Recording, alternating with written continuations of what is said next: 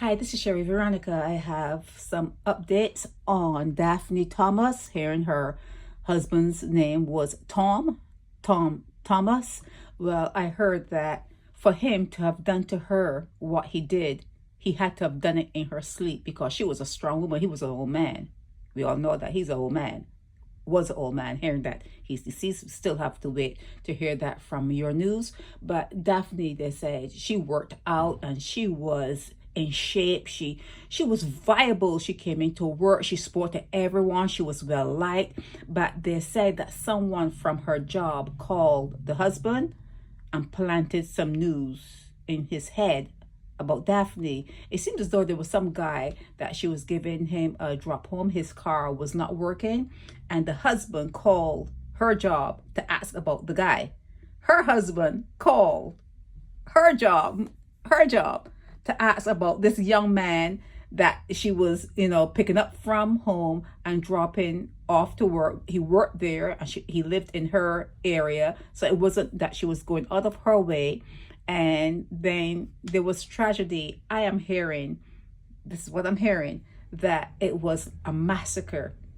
He had to have done what he did in her sleep, but it seemed as though she may have been jarred awake. It was a mess in the house. I heard he used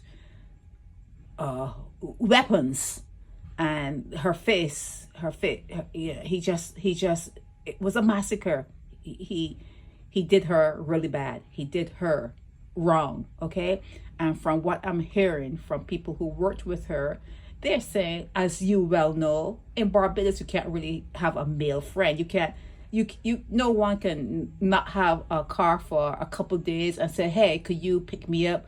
It's on your way. I'm on your way to work. Could you pick me up and just drop me back home? You can't do that because people are going to start to wizzy and they're going to say, well, maybe something's happened. Not maybe something's happening. They will know more about you than you know about yourself. Okay, that's life in Barbados. People know more about you than you even know about yourself. Okay, so this young, vibrant Daphne Thomas is dead, allegedly because someone called her husband and planted some information in his head. He's an old man. She married an older man. She actually was sleeping with her enemy. And when he got the information, it seems as though he called the job to speak to the young man to find out who is this young man. When you get his age, plumbing just don't work. If he had diabetes, if he had high blood pressure, the plumbing, it's done. It's done. It's over down there. So, she's in bed. She's sleeping. When CBC or your news went to her residence, you could see her uniform blowing in the wind. She had clothes on the line. The woman didn't even have time for her to pick up her clothes from off the line. She's there sleeping. And if it happened around 5 a.m., she was getting up around that time to go to work. And he did what he did. I'm hearing that he called her sister and told the sister. That's what I'm hearing, that he called her sister and said, I just unalived your sister. They're saying that Daphne, when she was at work, all she talked about was her husband. My husband, he's such a nice man. My husband.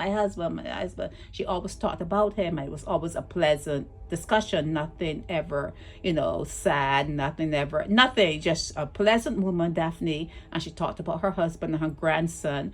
And then this is what we have to deal with now. We have to deal with her being unalived. We know that the most dangerous man a woman will ever meet is a husband. You know that. You know it.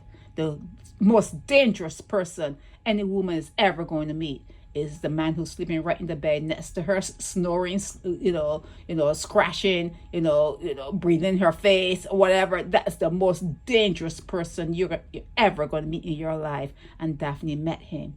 Daphne met her enemy. She married her enemy. The old man thought that maybe she was having it on with some young person that worked on the job. I wonder how this young person feels, even though it could have been platonic. She was a supervisor. She had people that she supervised, And if she was just giving someone a lift to make sure that they are at work and the work does get done, for her to end up in this situation is horrible. It's a horrible situation, but that's what happens when plumbing gets all, all rusty, and everything's all backed up in the system, and you go and marry an old man that has plumbing problems. You better marry an old man that had plumbing problems, and you know that anytime you turn your head, sometimes you even have to be scared to turn your head. Let's say there's a guy up the street, you turn your head the other way. If there's a guy the other way, you turn your head. You need to close your eyes when you marry or be with people like that. You can't even let them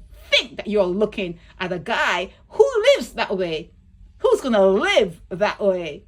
Okay, so I know Daphne because she used to talk to me. Daphne and I used to have conversations. So, our conversations are done now. Our conversations are over. We're hearing, please advise if the husband succeeded in what he wanted to do. We're hearing that he probably does not want to survive, because you're going to live in Dodds for the balance of your life. Who wants that? So it'd probably be better if whatever he wanted happens. We all of us are going to get there. You didn't come into the earth to live. You didn't come in here to live. This is a place where you come to die.